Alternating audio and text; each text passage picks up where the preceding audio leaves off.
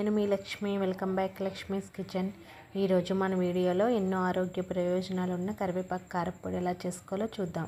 ముందుగా కరివేపాకుని నీట్గా క్లీన్ చేసుకొని ఒక 2 hours పాటు ఫ్యాన్ కింద ఆరబెట్టుకోవాలి. ఇప్పుడు స్టవ్ ఆన్ చేసి ఒక కడాయి పెట్టుకుందాం. ఇందులో ఒక 2 tablespoon వరకు శనగపప్పు వేసుకొని డ్రై రోస్ట్ చేసుకోవాలి.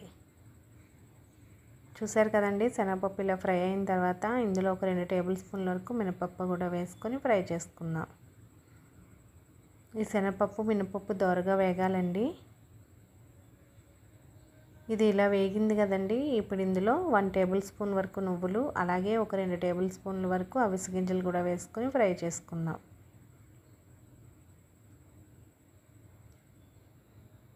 ఇవి కూడా వేగిన తర్వాత ఇప్పుడు వీటిని తీసుకొని ఒక ప్లేట్లో పెట్టుకోవాలి.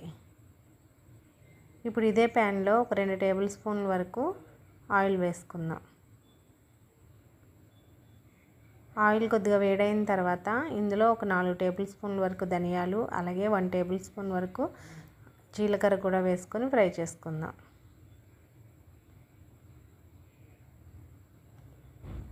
ఇవి కూడా ఫ్రై అయిన తర్వాత ఇందులో ఎండుమిర్చి వేసుకోవాలండి. ఇక్కడ నేను ఒక 10 నుంచి 15 వరకు ఎండుమిర్చి అయితే వేసుకున్నాను. ఇవి కూడా దోరగా వేగిన తర్వాత ఇప్పుడు ఇందులో ఒక నిమ్మకాయ సైజ్ అంతా చింతపండు కూడా వేసుకొని 1 నిమిషం పాటు ఫ్రై చేసుకుందాం. ఇలా ఫ్రై అయిన తర్వాత ఇప్పుడు స్టవ్ ఆఫ్ చేసేసుకోవాలండి. ఇది కొద్దిగా చల్లారాలి. ఇప్పుడు వీటిని కూడా తీసుకొని పక్కన పెట్టుకుందాం. ఇప్పుడు అదే ప్యాన్లో కరివేపాకు కూడా వేసుకొని ఫ్రై చేసుకుందాం. మనకి కరివేపాకు వల్ల చాలా ప్రయోజనాలు అయితే ఉన్నాయండి. కరివేపాకులో యాంటీ ఆక్సిడెంట్లు అధికంగా ఉంటాయి. అలాగే కరివేపాకులో ఉండే పోషకాలు జీర్ణ వ్యవస్థను ఆరోగ్యంగా ఉంచుతాయి.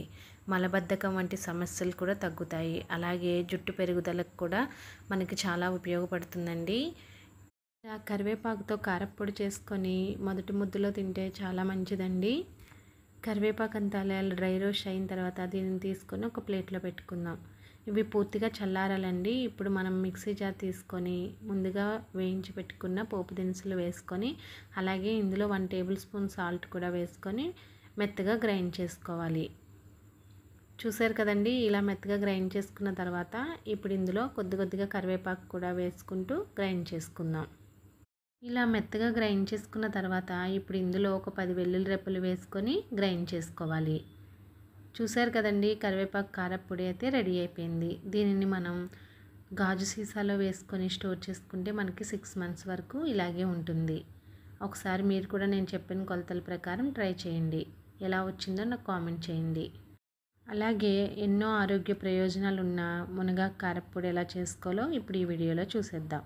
ముందుగా ఇక్కడ మునగాకు తీసుకొని నీట్గా క్లీన్ చేసుకోవాలండి. ఇప్పుడు దీనిని బాగా వాష్ చేసుకొని ప్యాన్ కింద ఒక 2 hours పాటు తడి లేకుండా ఆరబెట్టుకోవాలి. చూసారు కదండి, ఇలా తడి లేకుండా మునగాకంతా ఆరబెట్టుకోవాలి. ఇప్పుడు స్టవ్ ఆన్ చేసుకొని ఒక ప్యాన్ పెట్టుకుందాం. ఇందులో 2 tablespoon వరకు ఆయిల్ వేసుకోవాలి. ఆయిల్ కొద్దిగా వేడైన తర్వాత ఒక 2 tablespoon వరకు శనగపప్పు వేసుకొని దోరగా వేయించుకోవాలి. శనగపప్పు కొంచెం వేగిన తర్వాత ఇప్పుడు ఇందులో 2 tablespoon వరకు మినపప్పు కూడా వేసుకొని వేయించుకుందాం. ఈ మినపప్పు కూడా దోరగా వేగింది కదండి. ఇప్పుడు ఇందులో ధనియాలు వేసుకోవాలండి. ఇక్కడ ధనియాలు కూడా నేను ఒక 3 tablespoon వరకు ధనియాలు, అలాగే 1 tablespoon వరకు జీలకర్ర కూడా వేసుకున్నాను. వీటిని కూడా బాగా ఫ్రై చేసుకోవాలి.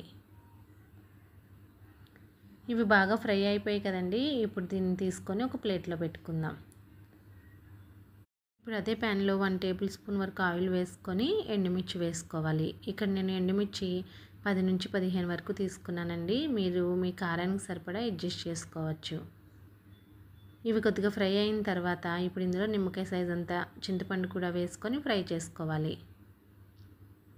ఇవి ఇలా ఫ్రై అయిపోయాయి కదండి. ఇప్పుడు వీటిని కూడా తీసుకొని ఒక ప్లేట్లో పెట్టేసుకుందాం. ఇవన్నీ పూర్తిగా చల్లారాలండి. అప్పుడే మనం మిక్సీ చేసుకోవాలి, లేదంటే మనకి పౌడర్లా రాదండి, కొంచెం తడి ఉంటుంది. ఇప్పుడు అదే ప్యాన్లో ఒక 2 tablespoon వరకు ఆయిల్ వేసుకొని మనం ముందుగా నీట్గా క్లీన్ చేసి పెట్టుకున్న మునగాకు అంతా వేసుకొని ఫ్రై చేసుకోవాలి. ఈ మునగాకులోనే 1 cup వరకు కరివేపాకు కూడా వేసుకొని ఫ్రై చేసుకుందాం. మనకి మునగాకులో కూడా చాలా ఆరోగ్య ప్రయోజనాలు అయితే ఉన్నాయి. రోగనిరోధక శక్తిని పెంచుతుంది. మునగాకులో విటమిన్స్ కూడా ఎక్కువగా ఉంటాయండి. ఇది మనకి షుగర్ అలాగే బీపీ ఉన్న వాళ్ళకి కూడా చాలా బాగా పనిచేస్తుంది. మనం మునగాకును కూడా డైరెక్ట్గా ఫ్రై చేసుకొని పౌడర్ చేసుకొని కూడా హాట్ వాటర్లో వేసుకొని తీసుకోవచ్చు. ఇలా మునగాకంతా వీడియోలో చూపిస్తున్నట్టు చేతితో పట్టుకుంటే ఇలా పౌడర్లా అయిపోవాలండి. అలా ఫ్రై అయిన తర్వాత స్టవ్ ఆఫ్ చేసుకొని పక్కన పెట్టుకుందాం. ఇప్పుడు ఒక మిక్సీ జార్ తీసుకొని మనం ముందుగా వేయించుకున్న పోపు దినుసులు వేసుకొని ఇందులోనే 1 టేబుల్ స్పూన్ వరకు సాల్ట్ కూడా వేసుకొని గ్రైండ్ చేసుకోవాలి. ఇలా మెత్తగా గ్రైండ్ చేసుకున్న తర్వాత ఇప్పుడు ఇందులో మునగాకు కొద్ది కొద్దిగా వేసుకుంటూ గ్రైండ్ చేసుకోవాలి. చూసారు కదండి, ఇలా మెత్తగా అయితే గ్రైండ్ చేసుకున్న తర్వాత ఇప్పుడు ఇందులో ఒక 10 వెల్లుల్లి రెబ్బలు కూడా వేసుకొని ఫోర్స్గా గ్రైండ్ చేసుకుందాం. అంతేనండి, మునగాకు కారప్పొడి కూడా మనకి రెడీ అయిపోయింది. ఇవి మనం స్టోర్ చేసుకునేటప్పుడు గాజు సీసాలో కానీ లేదంటే జాడీలో కానీ స్టోర్ చేసుకుంటే మనకి అదే ఫ్లేవర్తో 6 మంత్స్ వరకు ఉంటుందండి. పాడవడం అనేది అయితే ఉండదు. మనం ఇవన్నీ వేయించుకోవడంలో ఉంటుంది. అలాగే మునగాకు కూడా క్లీన్ చేసుకునేటప్పుడు తడి లేకుండా ఆరబెట్టుకోవాలి. చూసారు కదండి, మునగాకు కారప్పొడి అయితే రెడీ అయిపోయింది. ఒకసారి మీరు కూడా ఇలా ట్రై చేయండి. ఈ వీడియో కనుక మీకు నచ్చినట్లయితే మన ఛానల్ని లైక్ చేయండి, షేర్ చేయండి, సబ్స్క్రైబ్ చేయండి. అలాగే పక్కనే ఉన్న బెల్ ఐకాన్ని ఆన్లో పెట్టుకోండి.